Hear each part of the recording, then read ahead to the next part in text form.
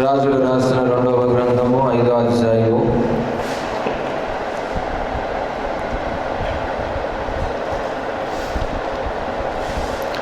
26వ వాక్యాన్ని చదువుకుందాం.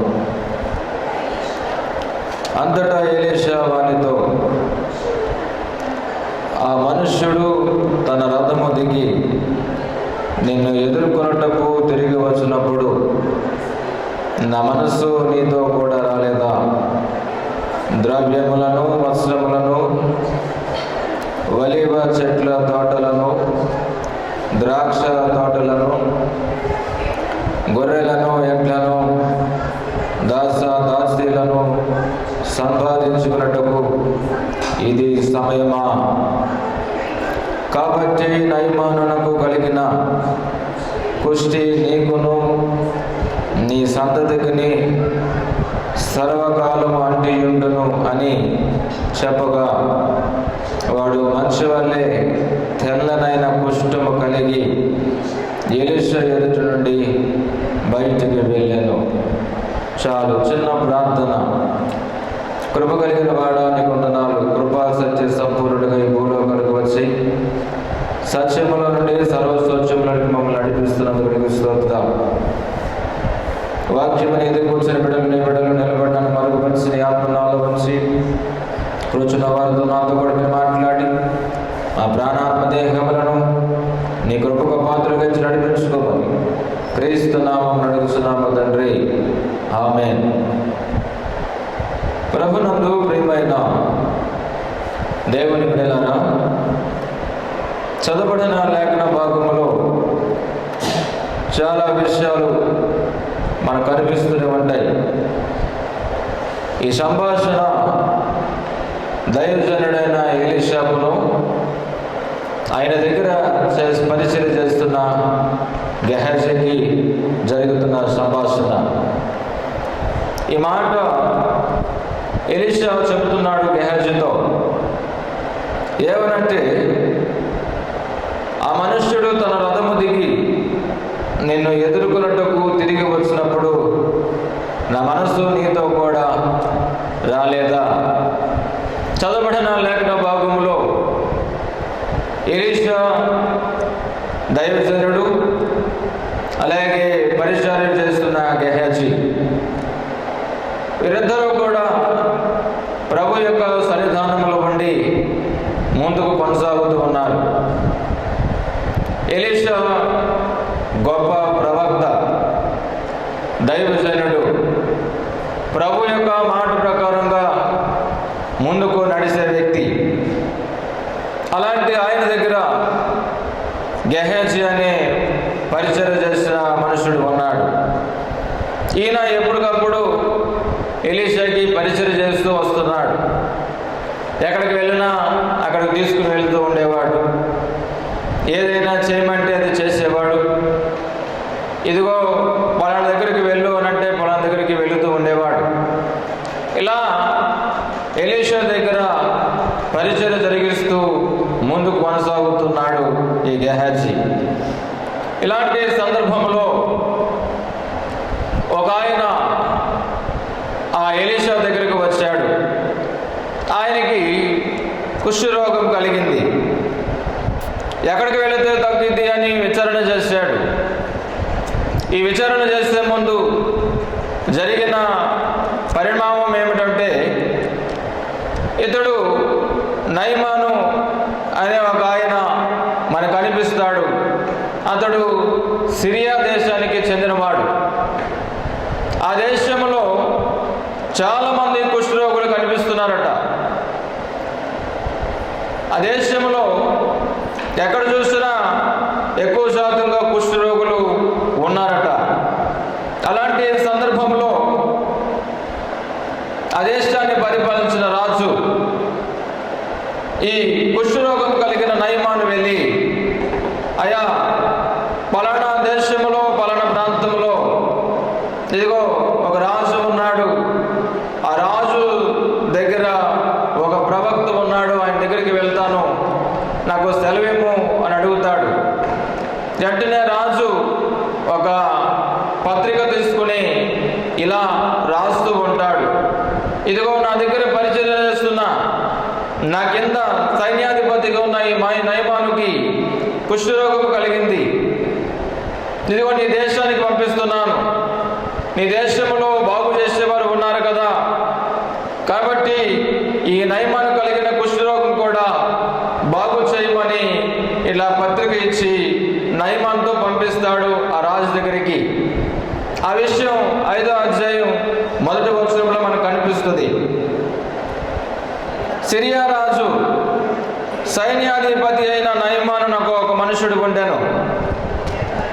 అతని చేత యెహోవాయే సిరియా దేశమునకు జయము కలగజేసి ఉండెను కనుక అతడు తన యజమాను దృష్టికి గనుడై దయ పొందినవాడాయను. అతడు మహాపరాక్రమశాలి ఉండెను గాని అతడు కుష్ఠరోగి. దేవునికి స్తోత్రం. ఈ చదవబడిన లేఖన భాగములో సిరియా రాజు దగ్గర సైన్యాధిపతిగా చేస్తున్న నయమాను ఒక మనుషుడు ఉన్నాడట. ఆయన కుష్ఠరోగి కానీ పరాక్రమశాలిగా ఉన్నాడు. ఇతని చేతనే సిరియా దేశానికి జయము కలుగుతూ ఉన్నదట. ఇలాంటి పరిస్థితుల్లో ఉన్నప్పుడు ఇదిగో ఒక దేశం మీదకి దండెత్తుకుని వెళ్ళారు వీళ్ళు. వెళ్ళిన తర్వాత ఆ దేశంలో ఉన్న వారందరినీ కూడా చెరగొని పోయారు. చెరగొని పోయిన తర్వాత ఒక చిన్న పాప మాత్రం నయమాను ఇంట్లో పరిచర్య చేయడానికి తీసుకుని వచ్చారు. ఈ చిన్న పాప ప్రభువు నమ్ముకునే పాప. దేవునికి స్తోత్రం. దేవుణ్ణి ఎరిగిన అమ్మ పాప. దేవుని యందు భయభక్తులు కలిగిన నిలిపింది. దేవుని మాటలు తెలియజేయటమే ఆమె పని. దేవుని మాటలు చెప్పటం ఆమె పని. అంత భయభక్తితో నడిచింది. ఎవరు నడిపించారు అంటే ఎలీషా సంఘానికి ఎలీషా మూలాన దేవుని యందు భయభక్తులు కలిగినది ఈ చిన్నది. అనుకున్న రీతిగా ఈ చిన్నది నయమాను ఇంటికి తేబడింది. నయమాను ఇంటికి తేబడిన తర్వాత జరుగుతున్న సంఘర్షణ ఏమిటంటే నయమాను ఒక సైన్యాధిపతి ఉండి కూడా కుష్ఠరోగి కలిగిన వాడు. ఈ విషయం ఆ చిన్నది గుర్తెరిగింది. నా యజమానుడికి కుష్ఠరోగం వచ్చింది, ఎలాగైనా సరే ఈ కుష్ఠరోగం పోగొట్టాలి, నా యజమానుడు కలిగిన ఈ కుష్ఠరోగం పోగొట్టాలి అని ప్రతిరోజు కూడా తన యజమానుల దగ్గరికి వెళ్ళి చెబుతూ ఉండేదట. అమ్మా, ఫలానా దేశంలో ఫలానా ప్రాంతంలో ఒక సేవకుడు ఉన్నాడు, ఆయన ప్రార్థన చేస్తే ఆయన దగ్గరికి వెళితే నా యజమానుడు కలిగిన కుష్ఠరోగము తగ్గిపోద్ది.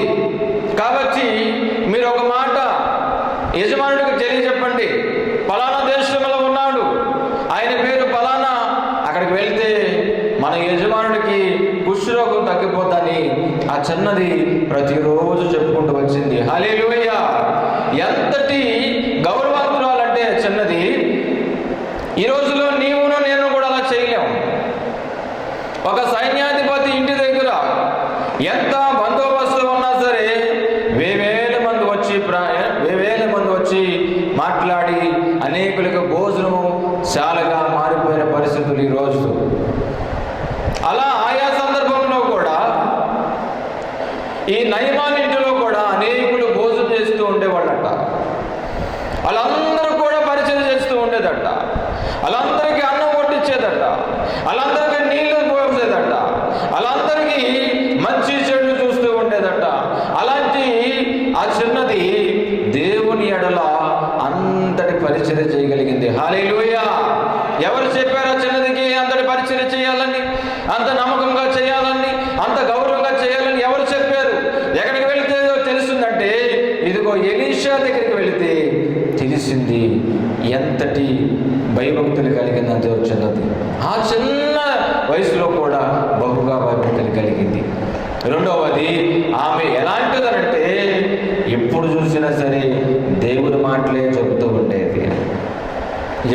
చెప్పినా దేవుని మాటలే చెబుతూ ఉండేది.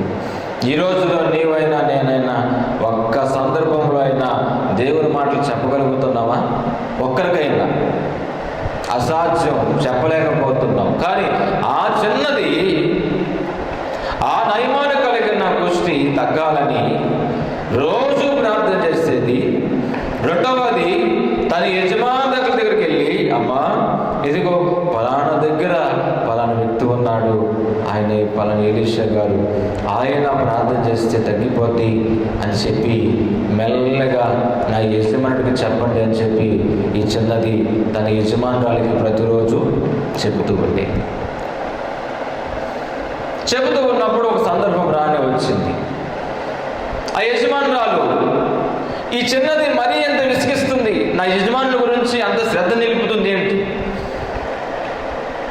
నా యజమాని కలిగిన కుష్ఠరోగం తగ్గాలని ఈ చిన్నది ఎందుకంత ప్రాధాయపడుతుంది, ఈ చిన్నది ఎందుకంత ఇంట్రెస్ట్ కలిగి ఉంది, ప్రతిరోజు విసుగక, ప్రతిరోజు విసుకోకుండా, ప్రతిరోజు చేతించిన సరే విసుకోకుండా నా దగ్గరకు వచ్చి పదే పదే పదే పదే చెబుతుంది, ఇది ఏమిటో అని ఒక్కసారి ఆలోచన చేసి ఎలాగైనా సరే ఈ విషయం నయమాను నా భర్తకు తెలియజేయాలని మెల్లగా ఒక సాయంకాల వేళలో భర్తను కూర్చోబెట్టి ఈ విషయం చెప్తుంది నయమానికి. ఇదిగో మన ఇంటికి చెరగొని నా ఒక చిన్నది మన ఇంట్లో ఉంది కదా, ఆ చిన్నది ప్రార్థన చేసేది, ఆ చిన్నది భయభక్తులు కలిగేది, ఆ చిన్నది మన ఇంటి వారికి మంచి చెడు చూస్తూ ఉండేది.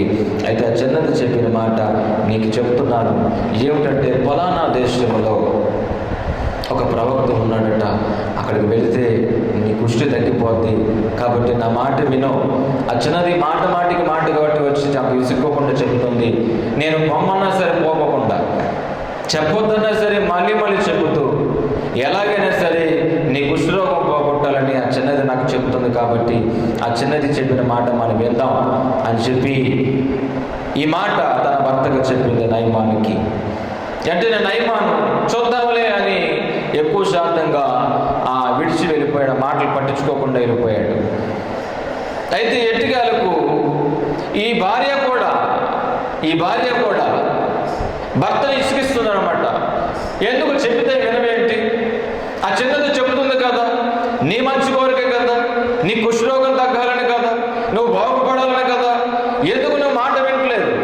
కానీ మాటికి భార్య కూడా భర్త దగ్గరికి వెళ్ళి ఈ మాటలే చెబుతూ ఉన్నప్పుడు భర్తకి ఇసుకెక్కిపోయిందట. ఇసుకెక్కిపోయి ఒకరోజు అన్నాడట, సరే వెళ్దాంలే, రాజును అడుగుదాం, రాజు దగ్గరికి వెళ్తాను, ఈ విషయం చెప్తాను, ఒకవేళ రాజు సమ్మతించి నన్ను పంపిస్తే వెళ్తాను అని చెప్పి ఈ విషయాన్ని రాజు దగ్గరికి తీసుకుని వెళ్తాడు నయమాన్. అయ్యా పలానా దగ్గర పలానా యుద్ధం చేసినప్పుడు ఆ యుద్ధంలో ఉన్నవారు చెరగొన్నారు, చెరగా తీసుకొచ్చుకున్నాం కదా, అందులో ఒక చిన్నది నా ఇంట్లో పరిచర్య చేయడానికి వచ్చింది. ఆ చిన్నది ఈ విషయం చెబుతుంది, పలానా దగ్గర ఒక సేవకుడు ఉన్నారట, అక్కడికి వెళితే నా కుష్టి తగ్గిపోతాను అంటున్నారు అని చెప్పి ఈ విషయం ఆ రాజుకు తెలియజేస్తే వెంటనే రాజు తన పత్రిక ఒకటి రాస్తూ ఉంటాడు. చూడండి, ఆ విషయం చూద్దాం. 5వ అధ్యాయము 4వ వచనం. నయమాను రాజు నొద్దకు పోయి ఇశ్రాయేలు దేశపు చిన్నది చెప్పిన మాటలను అతనికి తెలియజేయగా, సిరియా రాజు, నేను ఇశ్రాయేలు రాజులకు దోత చేత పత్రిక పంపించదనని ఆజ్ఞ ఇచ్చిన గనుక అతడు 20 మనుగుల వెండియు 1,20,000 రూపాయల బంగారు 10 దుస్తులు బట్టలను తీసుకుని పోయి ఇశ్రాయేలు రాజునకు పత్రికను అప్పగించెను. ఆ పత్రికలో ఉన్న సంగతి ఏమనగా, నా సేవకుడైన నయమానునకు కలిగిన కుష్ఠు రోగమును నీవు బాగు చేయవలనని ఈ పత్రికను అతని చేత నీకు పంపించి ఉన్నాను. ఇశ్రాయేలు రాజు ఈ పత్రికను చదివి వస్త్రమును చెప్పుకొని, చంపుటకును బ్రతికించుటకును నేను దేవుడునా, ఒకరికి కలిగిన కుష్ఠరోగమును మాన్పుమని నా యొద్దకు ఇతడు పంపుట ఏమి, నాతో కలహమునకు కారణము అతడు ఎట్లా వెతుకుతున్నాడో మీరు ఆలోచించుడనెను. ఇశ్రాయేలు రాజు దైవజనుడని ఎలీషాకు వినబడినప్పుడు అతడు, నీ వస్త్రములు నీవెందుకు చింపుకొంటివి? ఇశ్రాయేలులో ప్రవక్త ఉన్నాడని అతనికి తెలియబడినట్లు అతడు నా యొద్దకు రమ్మని రాజునకు వర్తమానము చేశాను. దేవుని నామానికి స్తోత్రం కలుగును గాక. చదవబడిన లేఖన భాగములో జరుగుతున్న పరిణామము ఎవరిని బట్టి జరుగుతుంది? ఎవరు చెబితే ఈ పరిమాణం జరుగుతుంది? ఎవరిని బట్టి జరిగింది? ఎవరిని బట్టి? చిన్నది. హల్లెలూయా. చిన్నది అంటే నేను అనుకుంటాను నిండు 12 సంవత్సరాలు కూడా ఉండవేమో. చిన్నది అని అంటే నిండు 12 సంవత్సరములు కూడా ఉండవేమో. 12 సంవత్సరములు కూడా నిండని ఆ చిన్నది దేవుని యందు భయభక్తులు కలిగి మంచి చెట్లు ఎరిగి ఎలా గౌరవించాలో తెలుసుకుని ప్రభు యొక్క పట్ల ఏ ఉద్దేశం కలిగి దేవుని యొక్క సువార్తను ప్రకటన చేస్తుందో ఈ రోజున నీవైనా నేనైనా మనం గుర్తుపెట్టుకోవాల్సింది. గంటల తరబడి ప్రార్థన చేస్తున్నాం కానీ ఎవరికైనా ఇంచు ఒక్క మాట అయినా దేవుని సువార్త ప్రకటన చేస్తున్నాం ఇతరులకి ఏమాత్రమో చేయలేకపోతున్నాం. నిన్ను బట్టే, కేవలం నిన్ను బట్టే దేవుడి నామానికి అవమానం కలిగించొద్దు. దేవుడు నిన్ను బ్రతికించుకున్నాడు, నీకు బుద్ధి జ్ఞానాలు ఇచ్చాడు, సర్వ సంపదలు ఇస్తున్నాడు, అడిగింది ఇస్తున్నాడు. అడుగుకున్న దేవుడు అన్ని నీకు అనుగ్రహిస్తున్నప్పుడు దేవుని పట్ల నీ ఉద్దేశం ఏమై ఉంది? ఆ చిన్నది అంటుంది, దేవుడు తన చేసిన కార్యాలు బట్టి చెబుతున్న దేవుడు అంటే నా యజమానుడికి కుష్టి తగ్గిపోవాలని విశ్వ ప్రయత్నాలు చేస్తుంది. ఎవరు నమ్ముతారు? ఎవరు నమ్ముతారు? సిరియా దేశం అంటే దేవుని బిడ్డలకు అసహ్యం. దేవుని బిడ్డలంటే చాలా అసహ్యము సిరియా దేశస్తులకి. అలాంటిది ఒక చిన్నది ఆ ఇంట్లో పనితనంగా పని చేయడానికి వెళ్ళి తన యజమానిని కనుగొని తన యజమాని కలిగిన కుష్టిని కనుగొని తన యజమానురాలకు ఈ విషయం చెబుతుంది. అమ్మ, పలానా దగ్గర ప్రవక్తుడు ఉన్నాడు కాబట్టి నా యజమాని అక్కడికి పంపిస్తే బాగుపడతాడని చెప్పింది. హల్లెలూయా. క్రైస్తవులైన వారు మేలు కోరుకోవాలి కానీ ఎన్నడూ కూడా కీడు కోరకూడదు. మేలే కోరాలి, కీడు కోరకూడదు. అవసరమైతే నువ్వు వెంబడించుకుని వారిని దేవుని మందిరంలో తీసుకుని రావాలి. ఒక మారు వారు చేదరించుకున్నా రెండో మారు నువ్వు చెప్పాలి. రెండో మారు వినకపోయినా మూడో మారు చెప్పాలి. మూడో మారు వినకపోయినా నాలుగో మారు చెప్పాలి. వారు విసుగగా మనం చెబుతూ ఉండాలి. మనం విసుక్కుని వీళ్ళే మారు మనసు పొందుతారులే, వీళ్ళే వింటారులే, నా మాట ఏమి లెక్కలికి, నేను చెప్పిన అలా వీరు వినట్లేదు, ఇప్పుడు చెప్పినా ఏం వింటారులే అని నీవంతటి నువ్వు అనుకుని దేవుని మార్గాన్ని నువ్వు తప్పిదోవలు పెట్టిస్తున్నావు. నువ్వు కూడా విసుకక ఎలాగా విసుకక చెబుతూ ఉంటే వారు వింటారు, మారు మనసు పొందుతారు. హల్లెలూయా, హల్లెలూయా. అలాంటిది ఆ చిన్నది చెబితే వెంటనే నయమాన్ రాజు దగ్గరికి వెళ్ళిపోయాడు. ఈ విషయం చెప్తున్నాడు. ఒక చిన్నది నా ఇంట్లోకి వచ్చింది పని చేయడానికి. ఆమె ఇగో పలానా దేశంలో ఒక ప్రవక్త ఉన్నాడు, అక్కడికి వెళితే నా కుష్ఠరోగం తగ్గిపోద్దంటే వెంటనే రాజు ఒక పత్రిక ఇచ్చి ఇశ్రాయేలు రాజునకు వర్తమానం పంపాడట. హల్లెలూయా. ఆ వర్తమానం చదవగానే ఇశ్రాయేలు రాజు ఏమైపోయాడు? బహు భయభ్రాంతులైపోయాడట. చంపుటకును బ్రతికించటకును నేను దేవుడునా అని భయపడిపోయి అలా వస్త్రములు చెప్పుకొని దేవుని విషయంలో కృంగిపోయాడట. ఈ విషయం ఎవరు తెలుసుకున్నారట? ఎలీషా తెలుసుకున్నాడు. హల్లెలూయా, హల్లెలూయా. ఎలీషా తెలుసుకుని వర్తమానం పంపుతున్నాడు రాజుకి. వారెవరో వర్తమానం పంపితే నువ్వెందుకు కూడా చింపుకోవాలి నీ బట్టలు, అతను నా దగ్గరికి పంపించండి అని ఎలీషా ఎప్పుడైతే వర్తమానం పంపాడో వెంటనే ఇశ్రాయేలు రాజు ఆ పత్రికను పట్టుకొని నయమానికి ఇచ్చి ఆ నయమాన్ని ఎలీషా దగ్గరికి రప్పించగలిగినట్లుగా చేసింది. హల్లెలూయా, హల్లెలూయా. ఒక కుష్టి రోగిని దేవుని సేవకుడి దగ్గరికి నడిపించబడింది. కారణం ఎవరో చిన్నది దేవుని మాట చెప్పి. హల్లెలూయా. ఈరోజు నువ్వు ఎంత నడిపిస్తున్నావు ప్రభు దగ్గరికి? ఏ మాటలు చెప్పి ప్రభు దగ్గర నుంచి దూరం చేస్తున్నావు? ఏ మాటలు చెప్పి ప్రభు దగ్గర నడిపించగలుగుతున్నావు? చెప్పాలని ఆశ కలిగి ఉందా నీకు? ఎందుకు చెప్పుదామని అనుకుంటున్నావా? విసుగక చెబితే వినలేని వారు కూడా వినే శక్తి కలిగిన దేవుడు మన దేవుడు. హల్లెలూయా, హల్లెలూయా. ఆ చిన్న కబురు చెప్పింది అంతే. ఎక్కడ తీసుకొచ్చింది? నయమాన్ని ఎలీషా దగ్గరికి తీసుకుని వచ్చింది. అంటే ఆ చిన్నది ఎంత ప్రయాసపడి ఉంటుంది అక్కడ? ఏమంటే ఎంత ప్రయాసపడి ఉంటుంది అక్కడ? ఒక బానిసత్వములకు వెళ్ళి తినడానికి ఆహారం లేని ఎలా చూసుకుంటారో నాకు తెలియదు, నేను ఉంటానో చనిపోతానో నాకు తెలియదు అని నిరాశ కలిగి జీవితం ఎటుపోతుందో తెలియదు అన్నట్లుగా వెళ్ళింది ఆ చిన్నది. అయితే తెలియని విషయాన్ని తెలియజేసింది. ఆ నయమాన్ని ఎలీషా దగ్గరికి తీసుకుని వచ్చింది. హల్లెలూయా. ఎంతో గొప్ప మాట ఆ చిన్నది చెప్పింది.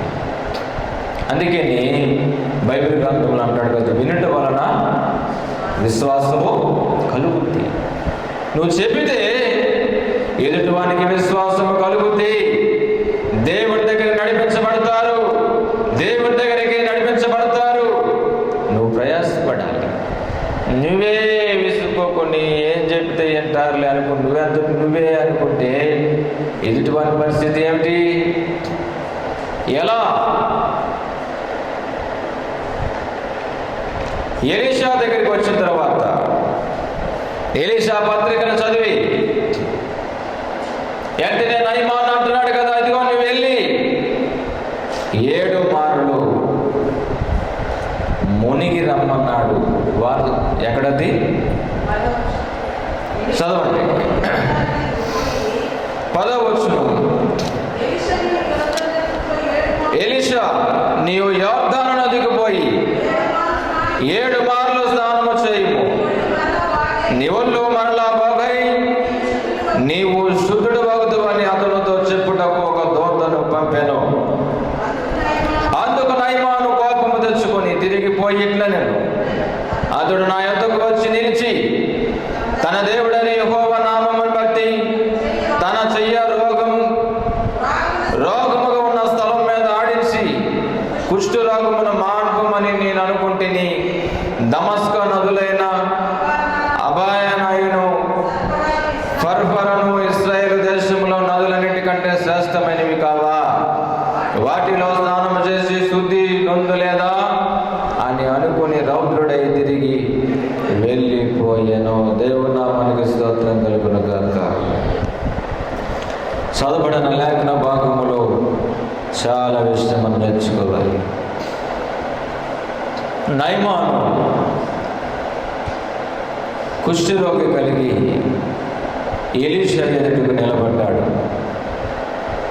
వెంటనే ఎలీషా అంటున్నాడు, ఒక మనిషిని పంపించి నీవు యొర్దాను నదిలోనికి వెళ్ళి 7 మార్లు స్నానం చేస్తే నీవు శుద్ధుడు అయిపోతావు అని వర్తమానం పంపాడు. కానీ నయమాను చేసింది ఏమిటంటే, ఆ ఎలీషా నా దగ్గరకు వచ్చి ఎక్కడైతే నాకు కుష్టి కలిగిందో అక్కడ చేతులు ఉంచి ప్రార్థన చేస్తే నా కుష్టి తగ్గిపోతుంది కదా, నీవేంటి యొర్దాను నదిలోనికి వెళ్ళి 7 మార్లు స్నానం చేయమంటావేంటి? యొర్దాను కంటే శ్రేష్టమైన నదులు లేవా?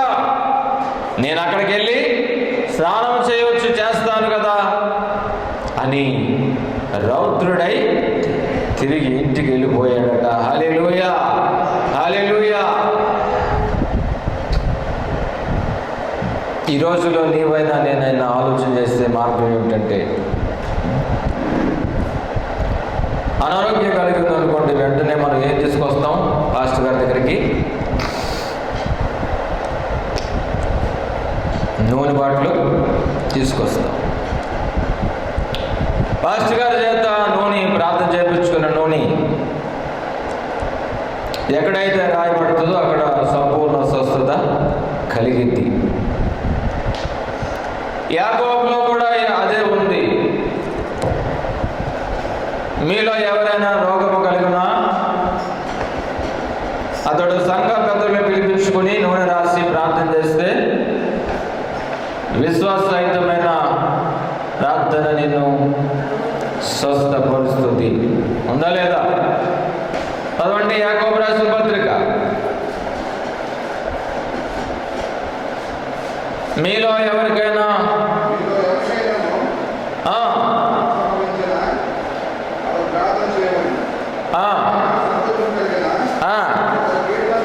పాటలు పాడవలేదు. మీలో ఎవడైనాను రోగి అయి ఉన్నాడా అతడు సంఘపు పెద్దలను పిలిపించుకుని ప్రభు నామమున అతనికి నూనె రాసి అతని కొరకు ప్రార్థన చేయవలెను.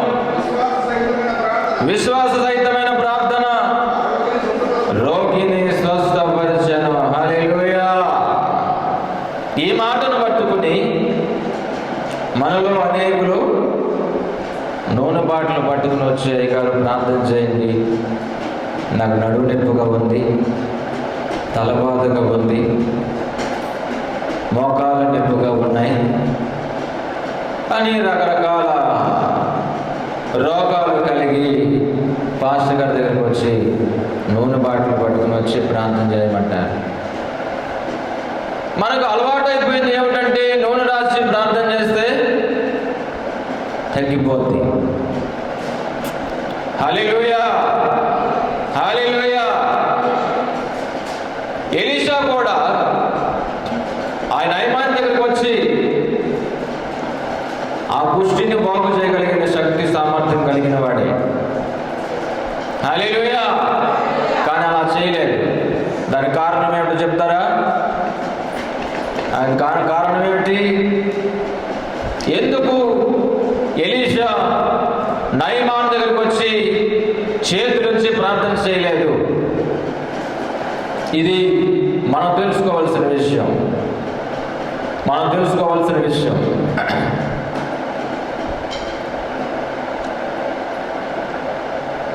వారు ఏ దేశస్తులు? సిరియా దేశస్తులు. సిరియా దేశస్తులు కొని దేవునికి నిత్యము విరోధమైనది. సిరియా దేశం అంటే దేవునికి విరోధమైనది. విరోధమైన వారు ప్రభు దగ్గరకు వస్తే చేతులెత్తి ప్రార్థన చేయడానికి అవ్వదు. దేశము న్యాయం ఒప్పుకోదు. సిరియనులు ఇజ్రాయెల్ దేశంలోకి వచ్చి మాట్లాడాలంటే పర్మిషన్ అవసరం. కాబట్టి ఎలీషా కూడా ఆ యొక్క ప్రాంతంలో ఉన్న ఆ దేశ న్యాయవాదులను ఎరిగి మనము డైరెక్ట్గా సిరియా దేశస్తులతో మాట్లాడదగదు, వారి మీద చేతులుంచి ప్రార్థన చేయటం తగదు.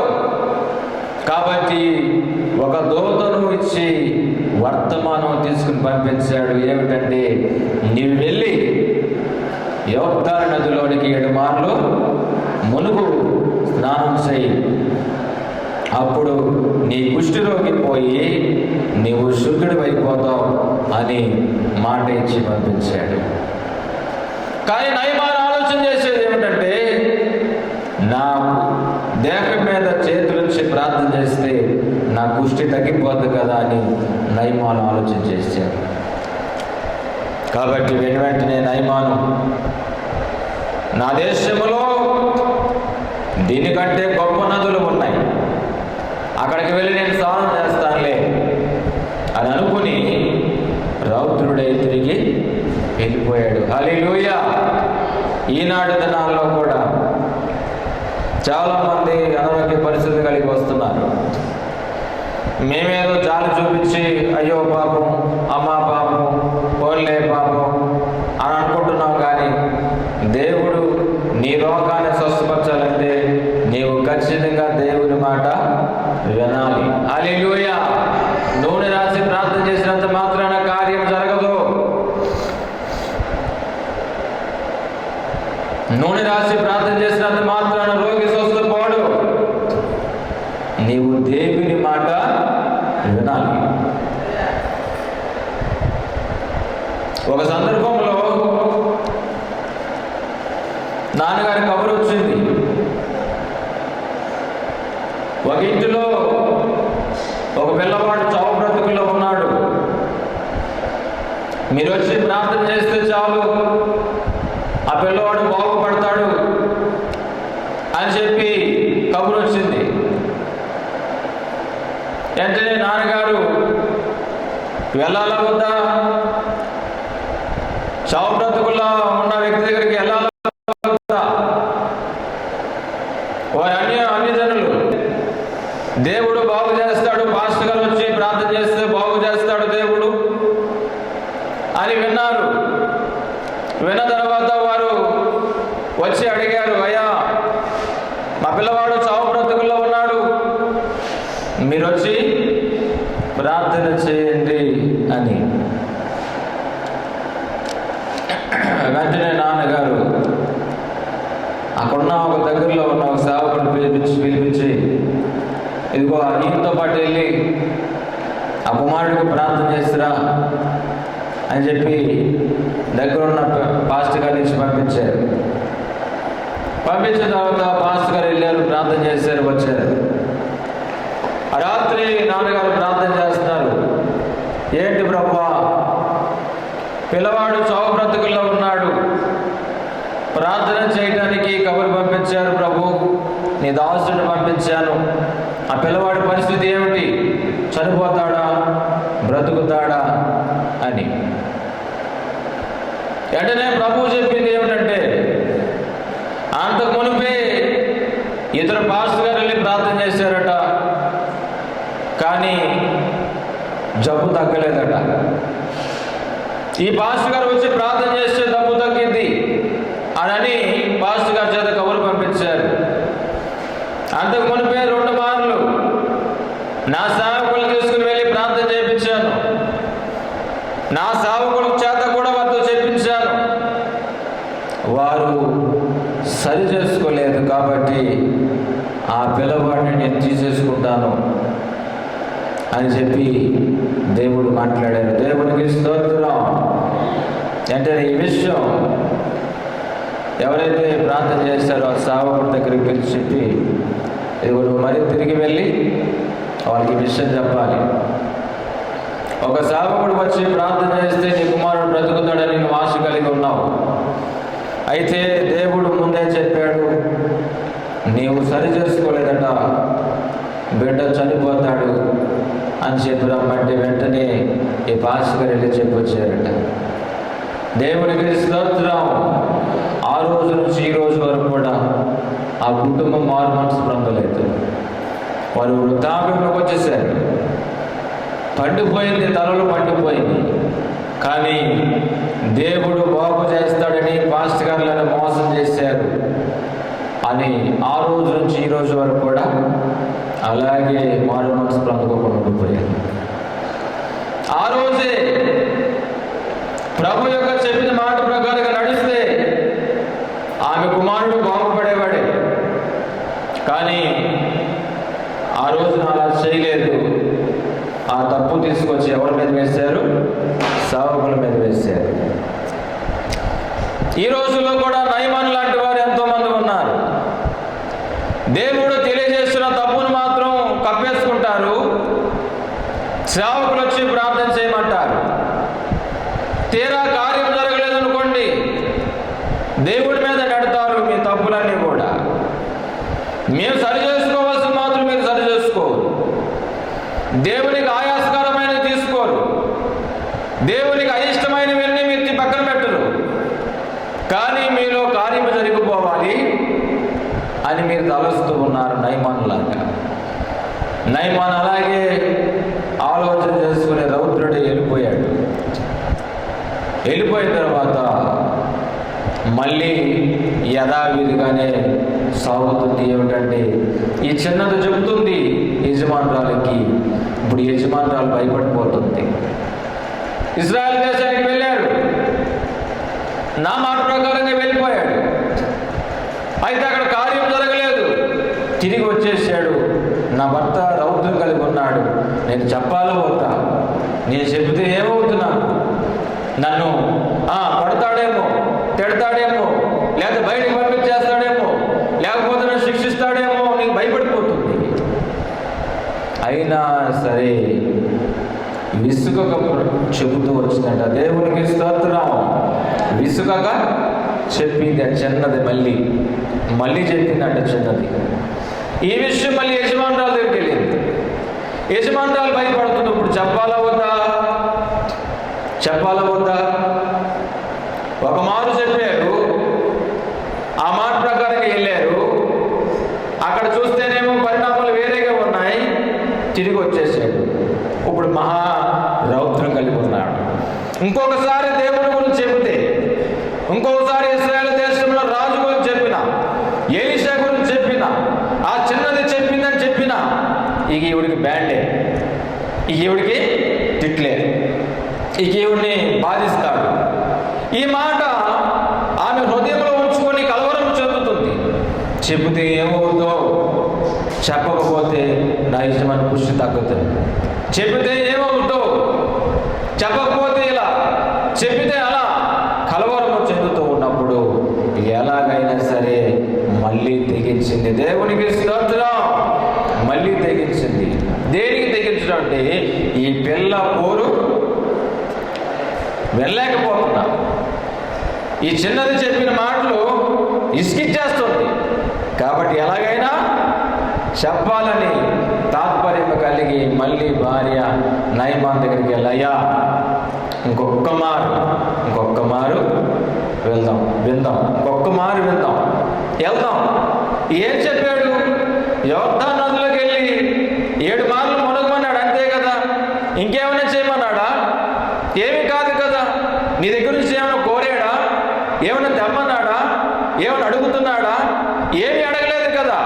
ఆ చిన్నది చేయమన్నాడు. ఏమిటంటే 7 మార్లు వెళ్ళి యోర్దాను నదిలోకి వెళ్ళి స్నానం చేయమన్నాడు. హల్లెలూయా. యోర్దాను నదిలోనికి వెళ్ళడానికి సిరియన్లు ఇష్టపడరు. ఎందుకంటే యోర్దాను నది అనేది సిరియా దేశానికి, ఇశ్రాయేల్ దేశానికి సరిహద్దు. ఆ నది దాటి ఇక్కడికి రారిళ్ళు. ఏదైనా రావాలి అనంటే ఖచ్చితంగా ఆ నది దాటి రావాలి. అలాంటి సందర్భంలో ఈ నది దాటాలి అని చెప్పి ఈ సిరియా రాజు ఏం చేశాడంటే చుట్టూ తిరిగి వెళ్ళాడట ఇశ్రాయేల్ దేశానికి. ఆ నది దాటకూడదండి. కానీ దేవునికి తెలుసు కదా, ఏదైతే మనం చేయకూడదు అనుకుంటామో దేవుడు ఖచ్చితంగా దాని ద్వారానే చేపిస్తాడు. ఈ రాజు ఏం ఆలోచన చేశాడంటే ఈ యోర్దాను నది దాటుకోకూడదు, వెళ్ళకూడదు కాబట్టి చుట్టూ తిరిగి వెళ్ళి మాట్లాడి నా కుష్ఠరోగం నయం చేసుకుని వద్దామని చెప్పి వెళ్ళాడు. కానీ అక్కడికి వెళ్ళిన తర్వాత పరిణామం ఏం జరిగింది? నువ్వు ఖచ్చితంగా యోర్దాను నదిలోనికి వెళ్ళి మునగాలన్నాడు. ఆ ఒక్క మాట నయమానికి నచ్చలేదు. ఈ రోజుల్లో మనకు కూడా అదే నచ్చదు అనుకోండి. ఈ రోజుల్లో కూడా అదే నచ్చదు మనకి. అన్నీ చేస్తాను కానీ అది ఒక్కటి చేయను అంటారు. ఈ మధ్యకాలంలో కూడా కొన్ని సంఘటనలు మనం చూస్తూనే ఉంటాం. కుటుంబ పరిస్థితులు బట్టి మనం ఆలోచన చేస్తే అందరితో సమాధాన పడ్డావా అని అడిగామనుకోండి, అందరితో సమాధాన పడ్డానంటారు. నీ భర్త దగ్గరికి వెళ్ళి సమాధానం పడ్డావంటే అయ్యగారు ఆ మాట మాత్రం చెప్పబాకండి, ఏదైనా చేస్తాను కానీ ఆయన దగ్గరికి వెళ్ళి సమాధాన పడను అంటారు. అలాగే భర్తను అడిగామనుకోండి, అయ్యగారు ఎవరి దగ్గరికి వెళ్ళి సమాధాన పడమని చెప్పినా పడతాను కానీ నా భార్య దగ్గరికి వెళ్ళి సమాధాన పడమాకనే మాట చెప్పబాకని అంటారు. కానీ దేవుడు అక్కడే మనల్ని పట్టుకుంటాడు. ఎక్కడైతే మనం చేయకూడదు అక్కడే పట్టుకుని దేవుడు మనల్ని చేసేటట్టుగా చేస్తాడు. కారణం ఏమిటంటే దేవుడు నీలో ఒక కార్యాన్ని చేయబోతున్నాడు. హల్లెలూయా! దేవుడు నీలో ఒక కార్యం చేయాలని చూస్తున్నాడు. కాబట్టి నువ్వు ఎక్కడైతే చేయకూడదు అనుకుంటావో దేవుడు అక్కడికే తీసుకుని వెళ్ళి చేపిస్తాడు. నయమాను ఒక రాజు కుడి దగ్గర ఉన్నాడు, రైట్ హ్యాండ్గా ఉన్నాడు నయమాను. అలాంటి ఆయన ఎలీషా చెప్పిన మాటలకి రౌద్రుడైపోయి వెనక్కి వచ్చేసాడట. ఈ లోపల మళ్ళీ విసుగక చిన్నది చెబుతూ ఉన్నప్పుడు నయమాను భార్య ఈ మాటలు నయమానుకు తెలియజేస్తుంది. ఏమిటంటే ఆయన కోరింది ఏమిటి? ఏదైనా అడిగాడా నిన్ను? ఏమీ అడగలేదు. ఏమి కోరాడంటే యొర్దాను నదిలోనికి వెళ్ళి 7 మార్లు మునిగితే నీ కుష్టి పోద్ది కదా. ఇదే కదా మాట చెప్పాడు. వెళ్ళి 7 మార్లు మునిగి తేలొచ్చు కదా, ఈ ఒక్క మారు వెళ్ళొచ్చు కదా అంటే భార్య మాట విని తిరిగి మళ్ళీ నయమాను ఎలీషా దగ్గరికి వెళ్ళాడు. అయ్యా, 2వ మారు వచ్చి తిని ఇదిగో నీవు నా మీద దృష్టి ఉంచి చేతులుంచి ప్రార్థన చేస్తే నా కుష్టి తగ్గిపోద్దని వచ్చాను అంటే 2వ మారు తిరిగి నయమానికి వర్తమానం వచ్చిందంటే నేను 7 మార్లు యొర్దాను నదిలోనికి వెళ్ళి మునిగి తేలు, అప్పుడు నీ కుష్టి పోద్దని చెప్పాడు. వెంటనే ఆ మాట ప్రకారంగా ఎలాగోలాగా అంతవరకు సిరియన్లు యొర్దాను నదిలోనికి దిగలేదండి. హల్లెలూయా! అంతవరకు సిరియా దేశంలో ఎవరు కూడా యొర్దాను నదిలోనికి దిగరు. మొట్టమొదటిగా ఎలీషా ద్వారా సిరియా రాజు కుడిపార్శ్వములో నిలబడిన నయమానుని యొర్దాను నదిలోనికి దింపాడు. హల్లెలూయా! ఎప్పుడైతే యొర్దాను నదిలోనికి దిగి 1 మారు, 2 మార్లు, 3 మార్లు, 4 మార్లు, 7వ 6 మార్లు దిగిన కుష్టి అలాగే ఉందట. తన దేహాన్ని చూసుకుంటున్నాడట. ఈ 6 మార్లు తిరిగి లోపలికి దిగినా పైకి వచ్చిన అట్టగే ఉంది అని అనుకున్నాడు. 7వ మారు దిగంగానే కుష్టి మొత్తం పోయింది. హల్లెలూయా! హల్లెలూయా! హల్లెలూయా! ఎవరి మాట ఇది? ఎవరి మాట? ఎలీషా మాట. హల్లెలూయా! ఈ రోజున నీవైనా నేనైనా సేవకుల మాటే మనకు దిక్కు. సేవకుల మాటే మనకు దిక్కు. కానీ మనం ఏం చేస్తాం? ఆయన ముందు డోర్ల పడి ఏడుస్తాం. అయ్యా, నేనైతే చేయలేనయ్యా, నేను అసలు చేయను, ఈ గందులు బట్టి చేస్తూ ఉంటాం. నువ్వు ఎన్ని చేసినా నయమాను యొర్దాను నదిలోనికి దిగితేనే స్వస్థత జరిగినట్లుగా నీవు నీ సేవకుడి మాట వింటేనే నీలో కార్యం జరిగింది. లేదంటే లేదు. నీకు ఇదంతా కూడా ఎవరు చూస్తున్నారు? ఇదంతా కూడా ఎవరు చూస్తున్నారు? ఎలీషా దగ్గర పరిచయం చేస్తున్న గెహేజు చూస్తున్నాడు. బాబు, కుష్టి ఎక్కడ పోయింది? యొర్దాను నదిలో పోయింది. ఎవరి మాట ప్రకారంగా? ఎలీషా మాట ప్రకారంగా కుష్టి తగ్గిపోయింది. తిరిగి వచ్చేసాడు. సిరియా రాజు ఆ నయమాను ఎలీషా దగ్గరికి వచ్చాడు. ఎలీషా దగ్గరికి వచ్చి బట్టలు ఇస్తున్నాడు, దుస్తులు ఇస్తున్నాడు, బంగారం వెండి ఇస్తున్నాడు. తీసుకోవాలా వద్దా? మీరు చెప్పండి, తీసుకోవాలా వద్దా? ఏంటండి, తీసుకోవాలా వద్దా? నేనైతే తీసుకోవాలంటాను. మరి మీరు తీసుకోవాలా వద్దా అని ఆలోచనలో పడ్డారు. తీసుకుంటే మంచిదేనా? తను అనుకుందాం నేనే అనారోగ్యం దెబ్బతున్నానండి, పాస్టర్ గారి దగ్గరికి వెళ్ళి ప్రార్థన చేయించుకున్నాను, దేవుడు స్వస్థ ఇచ్చాడు.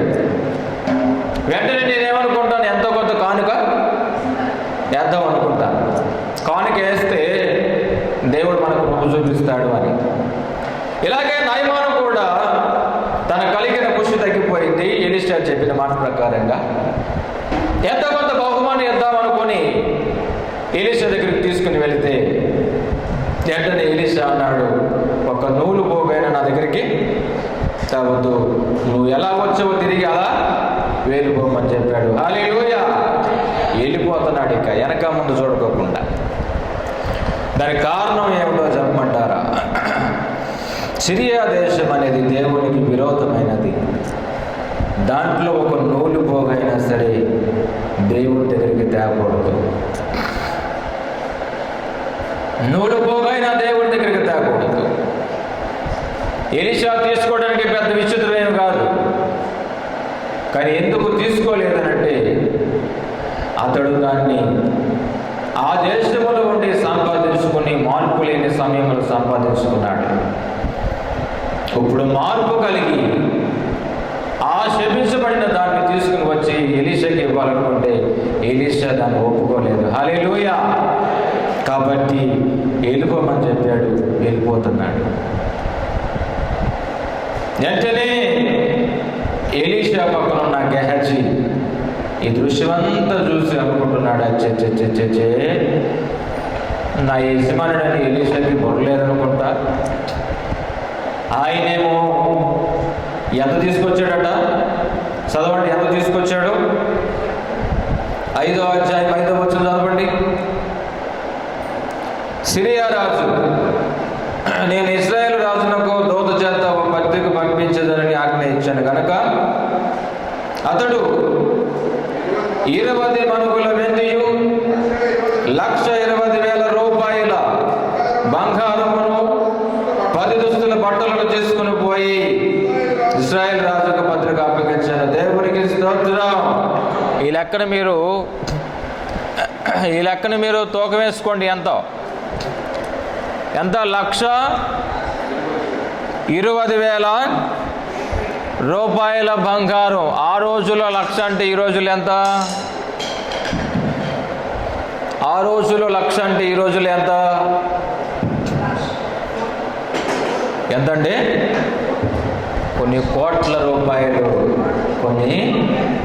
రూపాయలతో విలువ కలిగింది. ఎలీషా పిచ్చోడా అంటున్నాడు గెహజీ. మరి పరిచయం చేసేవాడే ఎలీషా ఎలా ప్రార్థన చేస్తాడు, ఎలా ఉంటాడు, ఏ విధంగా మాట్లాడుతాడు, ప్రభు దగ్గర ఏ మాట పలుకుతాడు, ఇవన్నీ మహత్యం కలిగిన చూసిన వాడే గెహజీ. కానీ ఈ ఒక్క దగ్గరకు వచ్చేసరికి ఎలీషా ఏమైపోయాడు? గెహజీకి పిచ్చోడు అంటున్నాడు. ఎలీషా తీసుకోవటం పెద్ద విషయమేమి కాదు, కానీ అది ఎక్కడి నుంచి వచ్చింది? ఏ దేశం నుండి వచ్చింది? అది సిరియా దేశం నుండి వచ్చింది. సిరియా దేశం అనేది దేవునికి విరోధమైనది, శత్రుపూడిన దేశం. ఆ శాపం అనేది ఏది కూడా దేవుని దగ్గరికి తేకూడదని ప్రభు యొక్క ఉద్దేశం. హల్లెలూయా, హల్లెలూయా, హల్లెలూయా. ఈ మధ్యన ఒక సాక్ష్యాన్ని విన్నాను. మంచి కుటుంబంలో జన్మించాడు ఒక ఆయన. బహు విస్తారమైన వ్యాపారవేత్త. తన ఇంటిలో ఉన్నవన్నీ కూడా బంగారముతో చెక్కుకున్నవి. విగ్రహాలే కానీ, ఫోటోలే కానీ, ఏది రూపం కల్పించుకున్నా సరే వెండితోనే చేపించుకునేవాడట. అలాంటి విస్తారమైన వ్యాపారవేత్తకి ఒక రోజున ఒక భయంకరమైన కడుపునొప్పి ప్రారంభమైంది. రోజు రోజుకి కడుపునొప్పి ఎక్కువైపోతుందట. ఏంటి కడుపునొప్పి నన్ను బాధిస్తుందని చెప్పి హాస్పిటల్కి వెళ్ళడం ప్రారంభించాడు. వెళ్ళాడు. అనేక రకాల మందులు, అనేక రకమైన స్కానింగ్లు చేశారు, మందులు వాడుతున్నారు. ఎవరు ఏంటి దాన్ని పట్టుకోవట్లేదట, దేని మూలన వస్తుందని. ఆఖరికి ఆయన తెలుసుకునేది ఏమిటంటే, ఇదిగో పలానా దగ్గర ఇట్లాగే పబ్లిక్ మీటింగ్ జరుగుతూ ఉన్నప్పుడు ఆయన కూడా మార్గం గుండా వెళుతూ యేసుక్రీస్తు నిన్ను స్వస్థపరుస్తాడు, ఈ రాత్రి నువ్వు దేవుని దగ్గరికి వస్తే అన్న మాట విని అక్కడే ఆగిపోయాడట. ఇదేదో కొత్త మాటగా వినిపిస్తుందని చెప్పి అక్కడే ఉండి మోకరించి ప్రార్థన చేసేటట్టు, నిజదేవుడు అయితే నువ్వు నన్ను బాగు చేస్తే నేను నమ్ముకుంటానని చెప్పి అక్కడే ప్రార్థన చేస్తూ 2 చేతులు ఎత్తి ప్రమాణం చేస్తే ఆ రాత్రి ఆ కడుపు నొప్పి తగ్గిపోయింది. హల్లెలూయా. తగ్గిపోయిన తర్వాత ఆయన పాస్టర్ గారి దగ్గరికి వచ్చి అంటున్నాడు, అయ్యా నేను బాప్టిజం తీసుకుంటాను, ప్రభులోనికి వస్తాను అని చెప్పి అని అంటూ ఉంటే వెంటనే ఆయన అన్నాడట, నేను రేపు మీ ఇంటికి వస్తాను, మీ గృహానికి, మీ ఇంటి వారితో నేను మాట్లాడుతానని చెప్పి తెల్లవారుజామున లేచి ఆ ఇంటి వారిలోకి వెళ్ళి మాట్లాడేట. ఇంటి వారిలో చూస్తే అన్నీ కూడా బంగారముతో ఉన్నాయట. అంటే నేను సావు కూడా చెప్తున్న మాట ఏమిటంటే, నీకు బాప్టిజం ఇవ్వాలంటే నీ ఇంటిలో ఉన్న ఈ ప్రతిమలు, ఫోటోలు, ఈ విగ్రహాలని కూడా తీసి పారవేయమని చెప్పాడు. హల్లెలూయా. అంటే వెంటనే ఇతను అంటున్నాడు, అయ్యా అవి బంగారంతో చేపించినవి, వాటిని అమ్మి దేవునికి ఇచ్చేస్తాను కదా అన్నాడట. అంటే నేను సేవకుడు అన్నాడట, అది దేంతో చేపించావని కాదు, కానీ అది ఎలా చేపించావో నేను అడగట్లేదు, కానీ నువ్వు ఏ సమయంలో ఉండి చేపించావో అది దేవునికి ఇష్టం లేదు, దాన్ని తీసుకుని వెళ్ళి బయట పారేసే అన్నట. వెంటనే అన్నాడట, అలాగొద్దు పాస్టర్ గారు, అలా అనొద్దు, నేను వీటిని అమ్మి దేవుని సేవకి ఇచ్చేస్తాను కదా అన్నాడట. ఇది ఎలా బాగుంది? అది ఇవ్వచ్చా, ఇవ్వకూడదా? బంగారంతో చేపించినవి, అది ఆయన దృష్టికి విలువైందేమో కానీ సేవకుడి దృష్టిలో అది విలువ కాదు. వాటితో నువ్వు పూజించావు, వాటిని నువ్వు నమస్కారం చేసావు, వాటికి సాగిల పడ్డావు, వాటిని దేవుడు అన్నావు, కాబట్టి అది నాకు అవసరం లేదు, నువ్వు వాటిని తీసుకుని వెళ్ళి పాడేసేయి అని అన్నాడట. వెంటనే ఆయన అన్నాడట, అయ్యా మీరు నిజంగా పిచ్చివాళ్ళలాగా ఉన్నారు, అది బంగారం అయ్యా, బంగారం, అది విలువైంది, అది అమ్మి నీకు సేవకిస్తానంటే ₹1 కూడా నా దగ్గరకు వస్తూ నీ దగ్గర ఏది ఉన్నా అది బంగారమే అవని, ఎత్తడే అవని, రాగే అవని తీసుకెళ్ళి దాన్ని సముద్రంలో పడేయమన్నాడట. వెంటనే ఆయన వాటన్నిటిని మూట కట్టి ఎక్కడ పడేశాడు?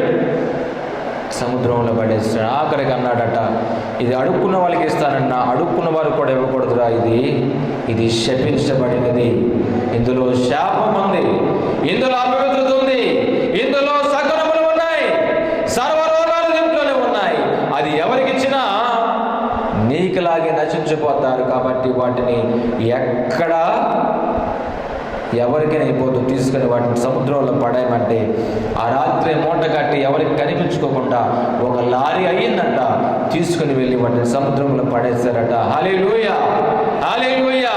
సముద్రంలో పడేసినప్పుడు ఒక పోలీసు ఆయన దాన్ని చూశాడట. పరుగు పరుగుని వచ్చి, ఏంటి లారీ వచ్చిందేంటి, సామాన్లు తిప్పుతున్నారు ఏమిటని చెప్పి పోలీసు ఆయన పరుగుని వచ్చి అంటూ ఉంటే అడిగాడట, ఏమిటి ఇదంతా అని అంటే ఆయన చెబుతున్నాడు ఏమిటంటే, నేను యేసు ప్రభువును నమ్ముకున్నాను, ఈ బంగారం నాకు విలువ లేనిది, ఇంతవరకు ఈ బంగారమే నా దేవుడు అనుకున్నాను, ఇంతవరకు ఈ బంగారమే నా వృత్తి అనుకున్నాను, ఇంతవరకు ఈ బంగారమే నాకు మార్గము చూపిస్తుంది అనుకున్నాను, కానీ నా కష్టకాలంలో ఈ బంగారం నాకు తీర్చలేదు, కాబట్టి బంగారం నాకు వ్యర్థమని చెప్పి కాలంలో పడేస్తున్నాను అని అంటే ఆ పోలీసు ఆయన విని ఆశ్చర్యపడిపోయి, ఎవరు ఆ దేవుడు అని అన్నాడంటే యేసు ప్రభు ఆ దేవుడు అన్నాడు. హల్లెలూయా. ఆయన చెప్పిన సాక్ష్యం ఆ రోజున ఆ రాత్రి పోలీసుడికి చెబితే ఆ పోలీసు ఆయనకి తనకు కుమారుడు ఉన్నాడట, ఆ కుమారుడు చావు బ్రతుకుల్లో ఉన్నప్పుడు ఈ విషయం ఆ పోలీసు ఆయనకు ఉపయోగపడింది. అయ్యా తెల్లవారుజామున ఆ పాస్టర్ గారు ఎవరో నాకు తెలియదు, కానీ నా ఉదయకాల సమయంలో నా ఇంటికి వచ్చి ప్రార్థన చేయమను, నా కుమారుడు చావు బ్రతుకుల్లో ఉన్నాడు అని చెప్పాడట. దేవునికి స్తోత్రం, దేవునికి స్తోత్రం. దేవునికి ఇష్టం లేనిది ఏది కూడా మన దాంట్లో ఉండకూడదు. అది విలువైంది నీకు, దేవునికి అది విలువ కాదు. నయమాను కూడా అలాగే అనుకున్నాడు, అయ్యా ఇది విలువైంది,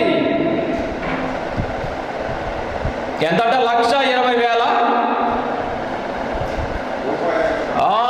బంగారం అంటే ఎంత విలువైంది. ఈ రోజులో దాన్ని వెలగడితే కొన్ని కోట్ల రూపాయలు పడగలుగుతుంది. అంతటి కోట్ల రూపాయలు దేవుని సేవకుడు ఒక మాటతో వద్దు అన్నాడంటే గెహాజీ ఏమనుకున్నాడంటే నా యజమానుడు పిచ్చివాడు అయిపోయాడు.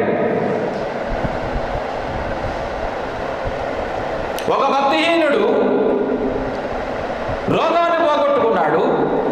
ఒక భక్తి కలిగిన వాడు రోగాన్ని సంపాదించుకున్నాడు. హల్లెలూయా! ఒక భక్తిహీనుడు రోగాన్ని పోగొట్టుకున్నాడు. ఒక భక్తి కలిగిన వాడు రోగాన్ని సంపాదించుకున్నాడు. కేవలము శపితమైన దాన్ని ఆశించే. బంగారం నీకు విలువైందేమో, దేవునికి శాపం అన్నది ఏది కూడా దేవునికి విలువైంది కాదు. ఆ మాట ప్రకారంగా బతిమలాడాడట. నయమాను బ్రతిమలాడాడట. చూడండి, నయమాను బ్రతిమలాడాడట. ఎలీషా దగ్గరికి వచ్చి బతిమలాడినట్లుగా ఉన్నది.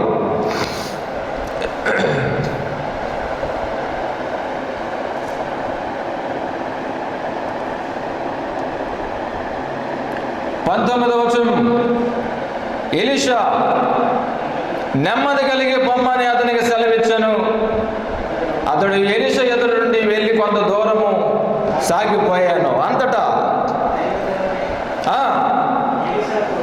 దైవజనుడని ఎలీషాకు సేవకుడకు గెహజీ సిరియనుడైన ఈ నయమాను తీసుకుని వచ్చిన వాటిని అంగీకరించినకు నా యజమానికి మనసు లేకపోయినా కానీ యెహోవా జీవముతోడు నేను పరిగెత్తుకుని పోయి అతన్ని కలుసుకుని అతని ఎంత ఏదైనా తీసుకుందని నేను కొని నయమానుకు కలుసుకున్నట్టుకు పోతుండగా నయమాను తన వెంబడి పరుగు వచ్చుచున్న వాడిని చూచి తన రథం మీద దిగి వారిని ఎదుర్కొని క్షేమం అని అడిగాను. అతడు క్షేమమే అని చెప్పాను. హల్లెలూయా! హల్లెలూయా! చదవబడిన లేఖన భాగంలో మనం ఆలోచన చేయాల్సిన చాలా ఉంది.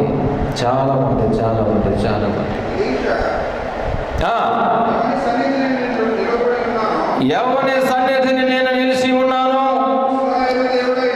ఇశ్రాయేలు దేవుడైన ఆ యెహోవా జీవము తోడు నేనేమియో తీసుకొనను అని చెప్పాను.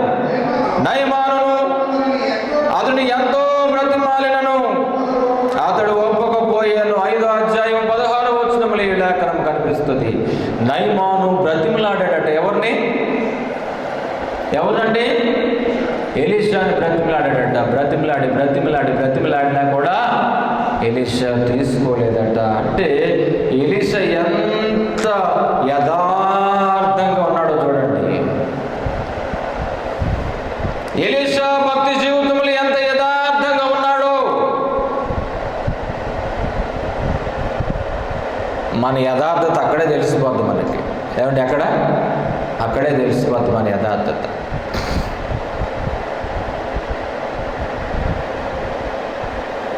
ఎలాంటి వారైనా, ఎంత పెద్దవారైనా, ఎంతటి చిన్నవారైనా భక్తి దగ్గర యథార్థత నడుచుకోవాలి.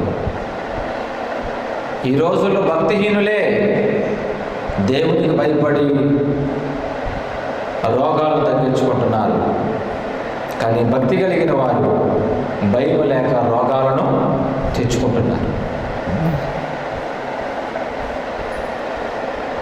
ఒక్క మాటతోనే నయమాను కుష్ఠరోగం తగ్గించిన దేవుడు ఈ రోజున ఒక మాటతో నీకున్న అనారోగ్యం తగ్గించలేడా? ఆమేన్. తగ్గిస్తాడు దేవుడు. కానీ నీ దగ్గర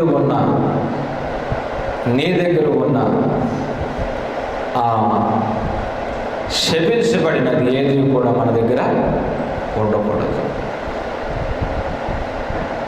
నూలు పోగైనా మన దగ్గర ఉండకూడదు. కానీ గెహజీ అలా చేయలేదు. నా యజమానుడు నిజంగా పిచ్చోడైపోయాడు కాబట్టి నేను వెళ్ళి వాటిని తెచ్చుకుంటానని చెప్పి పరుగున వెళ్ళాడు తెచ్చుకోవడానికి. తెచ్చుకున్నాడు, దాచుకున్నాడు. అప్పుడు ఎలీషా అంటున్నాడు, ఇదిగో ఈ మాట అంటున్నాడు. చదవండి ఇప్పుడు 26వ వచనం, 25 చదవండి. అతడు లోపలికి పోయి తన యజమానుని ముందర నిలవగా ఎలీషా వారిని చూసి, గెహజీ నీవెచ్చటి నుండి వచ్చితివని అడిగినందుకు వాడు, నీ దాసుడైన నేను ఎచ్చటికి నీ పోలేదనెను. అంతటి ఎలీషా వానితో,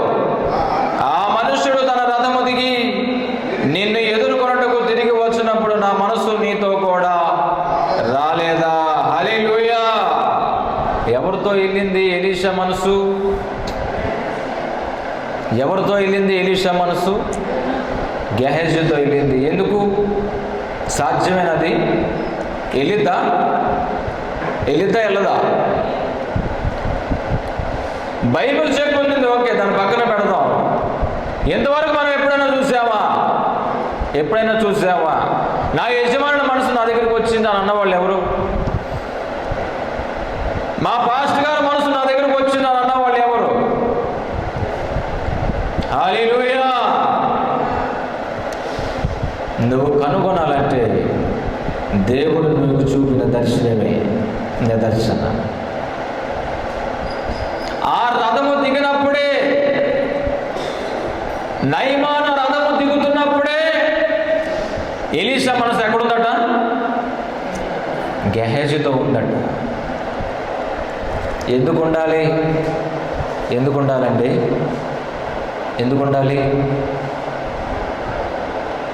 చెప్పండి. ఇప్పుడు అంత అవసరం లేదు.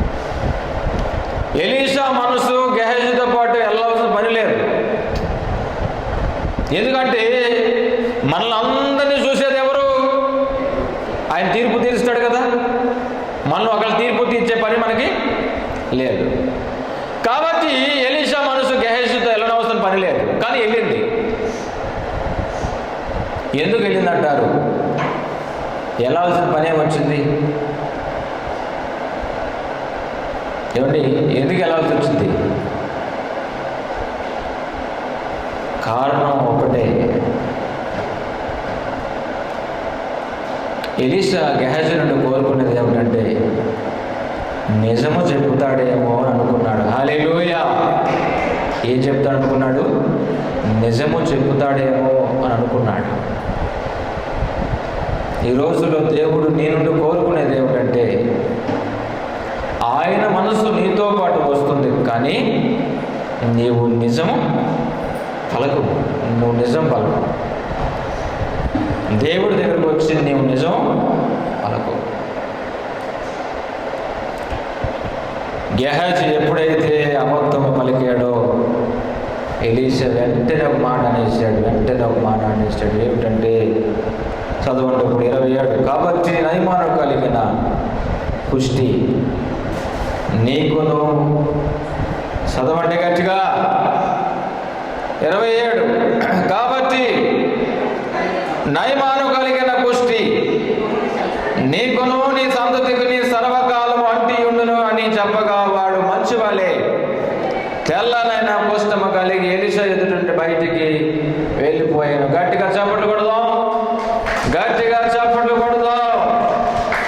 ఎలీషా మాట ఎంత యథార్థముగా కనిపిస్తుందో.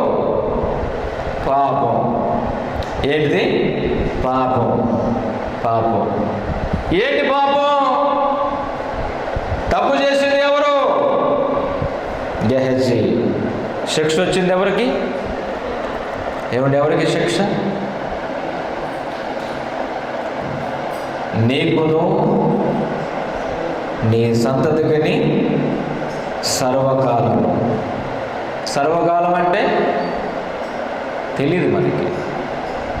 నీకును నీకు పుట్టబోయే పిల్లలకు కూడా, వారి పిల్లలకు కూడా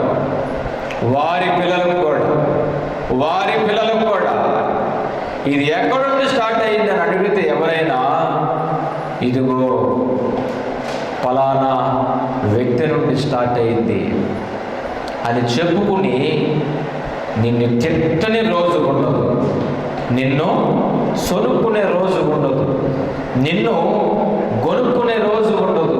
కారణం ఏమిటంటే నీవు చేసిన పనికి. హల్లెలూయా. ఎలీషా వద్దనే పంపించేశాడు. అలా శాపమైంది నా కుటుంబంలో ఉండకూడదని పంపించాడు. గెహజీకి దానికి అర్థం కాలేదు. పాప ఆయన వెళ్ళి తెచ్చుకున్నాడు. తీసుకొచ్చిన తర్వాత చెప్పాలి కదా నిజం. నువ్వు ఎక్కడికి వెళ్ళావురా అని అడిగితే చెప్పాలి. వెంటనే వెళ్ళాను, నయమాన్ దగ్గరికి వెళ్ళాను, దుస్తులు తెచ్చుకున్నాను, బంగారం తెచ్చుకున్నాను, వెండి తెచ్చుకున్నాను, ఇదిగో ఇక్కడ పెట్టాను, దాచాను అని చెప్పాలి. అక్కడ కూడా తీసుకొచ్చిన మాట కూడా చెప్పలేకపోయాడు అతను. ఒక అబద్ధమే శాపమై తన కుటుంబానికి, తన సంతతికి, తన సంతానం మొత్తానికి శాపముగా మారిపోయింది. ఎక్కడ పోయింది కుష్టి?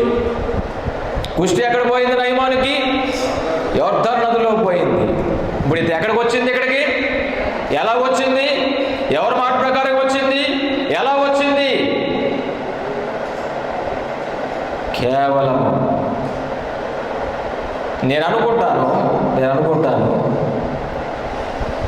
నయమాను మునుగునప్పుడే ఆ వెండి కూడా నీటిలో ముంచితే ఎంత మేలు అనుకునేవాడిని. నయమాను మునుగునప్పుడే ఆ వెండి, ఆ బంగారము అవన్నీ కూడా నీటిలో మునిగి తేలిస్తే బాగుండేది అనుకునేవాడిని. కానీ ముంచరు కదా. ఏమంటే ముంచితే ఏమవుద్ది? ముంచరు.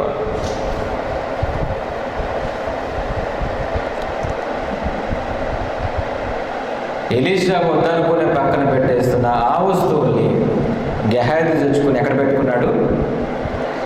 దేవుని మందిరములు పెట్టుకున్నాడు. హల్లెలూయా! ఎక్కడ పెట్టాడు? దేవుని మందిరములు పెట్టాడు.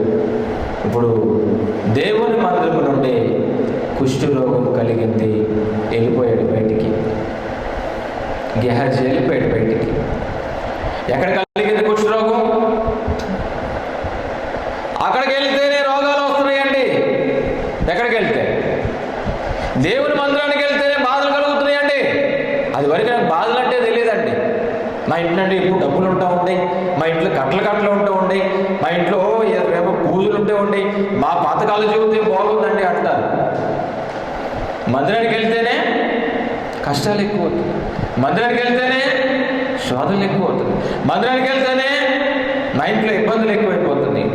నీ తలకాయ కాదు. గెహాజీ ఎక్కడికి వచ్చిన తర్వాత కుష్ఠరోగం సంపాదించుకున్నాడు. ఎక్కడది? దేవుని మందిరమేనా? ఇంకెక్కడైనా? మరి మందిరానికి వస్తే పోవాలి కదా.